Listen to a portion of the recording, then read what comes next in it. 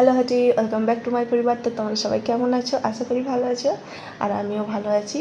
তবে আরও ভালো থাকবো তোমরা যদি পুরো ভিডিওটা স্কিপ না করে দেখে যাও। তো আজকে কিছুই তরকারি ছিল না, তো সেই জন্য ভাইকে বাজারে পাঠিয়েছিল। তো বাজার থেকে সব মাছ, শাক, সব সবজি সংগ্রহ করে এনেছে। তো এগুলো আনার ফলে ওই ডিগ্গিতে পুরো নোংরা হয়ে আছে, ওটা আমাকে বলছে পরিষ্কার করতে। বলো, ভালো লাগে এই সময় ভিডিও করছি।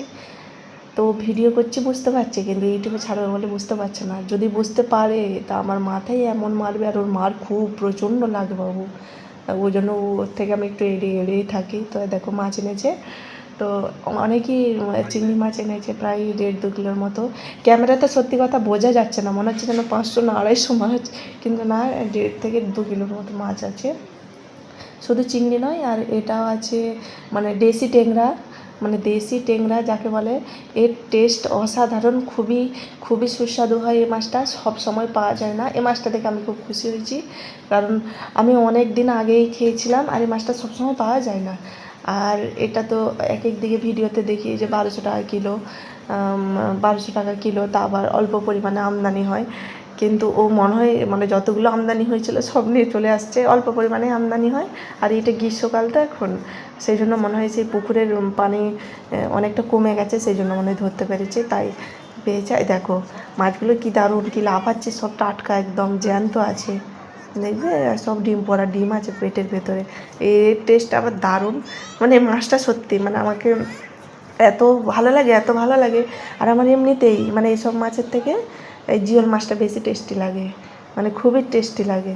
আবার যদি আবার সুন্দর করে রান্না করা যায়, তো আমি এর একটা রান্না জানি একটু আলাদাভাবে। ওই রান্নাটা খুবই খুবই সুস্বাদু হয়।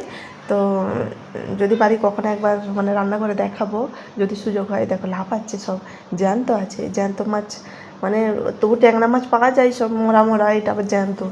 এই দেখো এই চিকচিকিগুলো, এই পিট পিট শব্দ হচ্ছেও ফাটাচ্ছে। এগুলো আমিও আগে ফাটিয়েছি, কারণ যখন অনলাইনে প্রোডাক্ট ডেলিভারি দিত, তো তখন ওই চিকচিকি দিত আর আমি ফাটাতাম।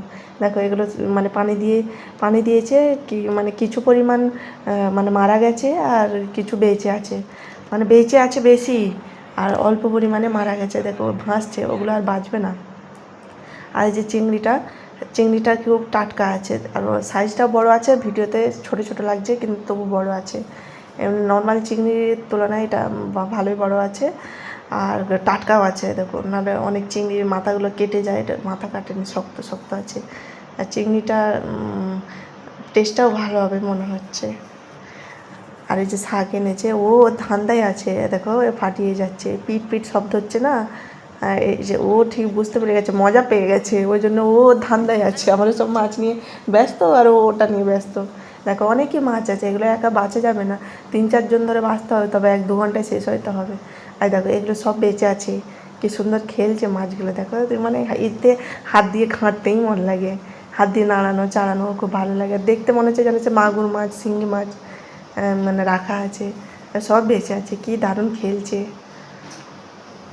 আর এই কটা মারা গেছে, মারা এখনো যায়নি ফুলভাবে, যাবে মারা। এই যে এত বাঁচা যায়, বাঁচতে খুব কষ্ট হবে। মাছ আনলে তারও কি বলবো ঝামেলা, বেশি মাছ আনাও ঝামেলা। অল্প আনবে, অল্প বাছা হয়ে গেলো, খাওয়া হয়ে গেলো, ব্যাস।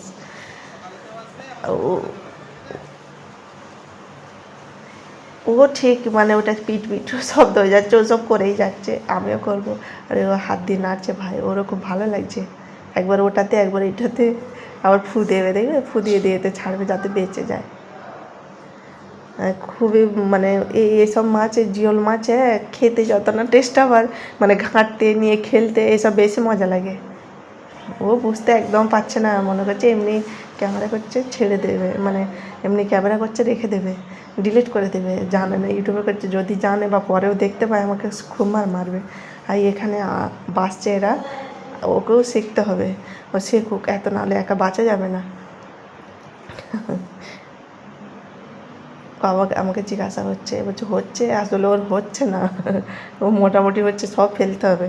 এই চিংড়ি মাছের বাঁচারও জ্বালা, আর ট্যাংরা মাছ বাঁচতে গেলেও সেই হাত কেটে একদম ছন্ন ছন্ন হয়ে যাবে। তা আমাকেও বাঁচতে হবে। তো আজকে আর বেশি কথা বলবো না, তো আজকের মতো টাটা। আবার দেখা হবে পরের কোনো ভিডিওতে, ততক্ষণ তোমরা অপেক্ষায় থাকো। আর যদি রেসিপি চাও তো আমি দেওয়ার চেষ্টা করব।